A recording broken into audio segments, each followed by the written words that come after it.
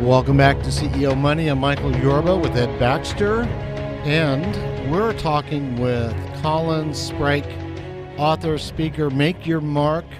MyMSuccess.com is the website. Colin, welcome to the show. Michael, it's my pleasure to be on the show. I'm glad you're here. All right, four-time best-selling author, mentor of over 47,000 entrepreneurs. I mean, that is a great tip-off to a good bio. Give us the rest of it, and then let's get into today's talking points. Absolutely, Michael. It's my privilege. I've been serving entrepreneurs now for nearly 14 years. I've been an entrepreneur myself since the age of 9 years old. And that means I've been an entrepreneur for nearly 4 decades and continue to just go out, help people, multiple author, really just helping people get to that next level and, now growing out into the States. In fact, we get to have some fun in Dallas in January with a big launch of our business in January. Talk to us about that. Yeah, so coming in, we've been approached. We have now over 51,000 students across Canada, and now we're coming into Dallas and then going down to Houston, Austin, and San Antonio during the course of next year, and just super excited to come and help the American population with a system that we've created that is untouchable, unrivaled. No one's even close to us in terms of what we've done with a number of successful entrepreneurs we've created. Talk to us. I mean, what's the system? What do you do for people? How does everybody get benefit from your knowledge? Yeah, so when I started out many years ago, Michael, it was fascinating for me is that it was, I was this bundle of energy, like a locomotive, full of energy, but I had no rails to run on. And for decades, I've sort of bashed my head against the wall and fell off what rails I attempted to create for myself. So I said, how can I create a system that's a 2-year program? So I designed a 2-year program for start up to $1 million in revenue business owners to plug into this locomotive full of energy, to plug them in and give them rails to run on. Most business owners will choose what they want to do, not what they need to do. And, that's been one of my biggest gifts to the people that come in and attend our programs is that I help them, I lay the rails down, solid rails for them to run on, and we get them from point A to B, and we get them there very quickly. And, it's fun. It's just fun watching people transform and change and watch their lives transform. Michael, this is Ed Baxter at Bison Creek Capital. You've spent a lifetime in coaching and encouraging people with the systems that you have. I guess the question for you is, kind of multifaceted. One, when you look at a new business and you talk to a business owner, how important is it to incorporate their passion for what they want to do as a recipe of part of their success?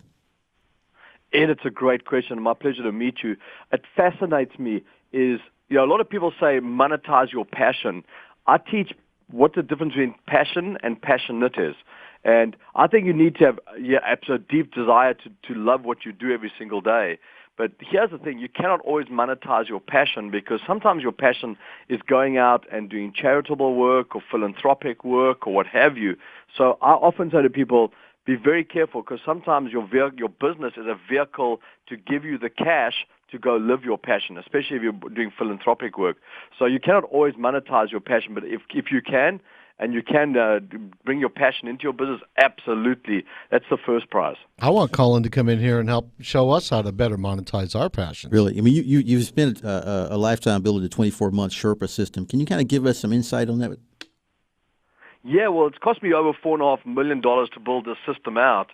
And, I'll go back to what I said a little bit earlier. It so fascinates me how many people, there's certain programs that people need, but they'll choose what they want. Like most people, if you say to an entrepreneur, choose some courses that are going to help you in your business that you think you need, they'll choose sales, marketing, social media, online marketing, all the sexy stuff. When they're what they really need, cash flow projection, business planning, exposure strategies offline, real solid foundational blocks to help them be successful. Most business owners start out and they don't have a cash flow plan done. They don't have a business plan done. And then they wonder why they never get to the result they're looking for. And in fact, 94% of business owners do not succeed past the second year. Well, you're talking about the roadmap. I spent a tremendous amount of time doing a lot of those things myself because, obviously I've been an entrepreneur a while myself. But one of the things I see in what we've seen for you is one particular word that you see seems to permeate your entire information here, and that word is building a winning team and a dynamic culture. How do you go about doing that?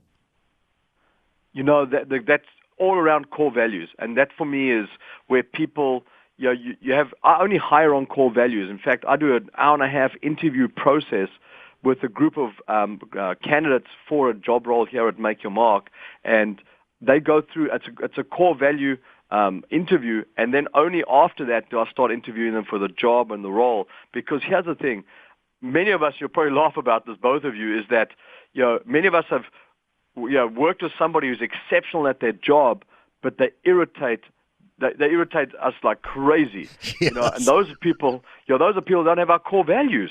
So for me, I hire on core values. Once you got the core values in place, you can teach skill set, you can teach different soft skills, what have you, but you cannot teach core values. You either have them or you don't have them. And if you keep people that don't have your core values because they're very good at what they do, they become a cancer in your business, and they even cause some of the awesome people to leave your business that have your core values, because they become the people that talk around the water cooler, and they become so cancerous towards your organization. So there's really no working with them. Either they're on or they got to go. Absolutely, and that's a challenging part, because when we hire people, many people hire on what's the skill of the person. Can they do the job? That they can do the job, but here's the challenging part is, do they have your core values? We call this right seat, right person.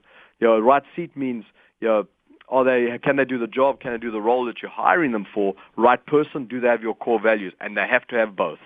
Wow. Colin, when you talk to business owners about finding people with the quote unquote right core values, what subset do you use to try to help them determine what that is and what their own core values are? Do you require of them to figure out what those are for themselves before they can go out and then replicate that in their own organization? Yes. So the key thing with core values is, I'll give all the listeners today one key question to ask themselves, and then ask in all interview situations. It will really help get some clarity on the core values. And that question is, what irritates you about people? Okay. So if you think of that, if you say, what irritates me? For me, what irritates me is people that don't show up on time, people that are disrespectful, people that have no integrity. Then you start to realize the opposite of really what you're saying is, those are my core values. So you can identify the core values with things that really irritate you. Okay, for example, No, it makes sense. I'm trying to think of what irritates me. I'm really trying to find I guess everything irritates me. Don't do what you say you were going to do. Yeah. Don't show up on time. That's a big part of it. Really, let the rest of the team down because you didn't do what you said you were going to do when you said you were going to do it, and not being honest. I mean, those are pretty universal core values, don't you think? They seem pretty core to me. Absolutely. But then there's other ones that get into it. Like, I have a client that I've been doing lots of work with. They have a core value, we'll sweep floors. So doesn't matter if you're CEO down to the person who sweeps the floors, if you need be and you walk past a mess in the office, you'll pick up a broom and sweep the floors. Or if there's a strike happening, you'll do whatever it takes. No one's holier than thou, what have you, no matter what title you're at. One of their core values is you will sweep floors. I think you just hit one of my hot buttons there, because anytime I see a mess, even in my own house, and my kids don't pick it up, it's really annoying. Yeah. I think we all have that problem. I have 2 teenagers myself. Well, if you can get them off the phone long enough to actually notice the mess, that's probably part of it in itself. And, obviously, you spend a tremendous amount of time. We don't have time for any more questions. No more questions? No, Okay. no. We got it. Colin, though, just because we don't have time for more questions on this segment, I want you to come in to our studio and talk to us. Maybe we'll do this on the phone prior to this. Come back. I really want to pick your brain for moving forward on new segments with what we're doing. It's been my privilege. Thanks a million. Thanks, Colin. All right, Colin Sprake, author, speaker, make your mark.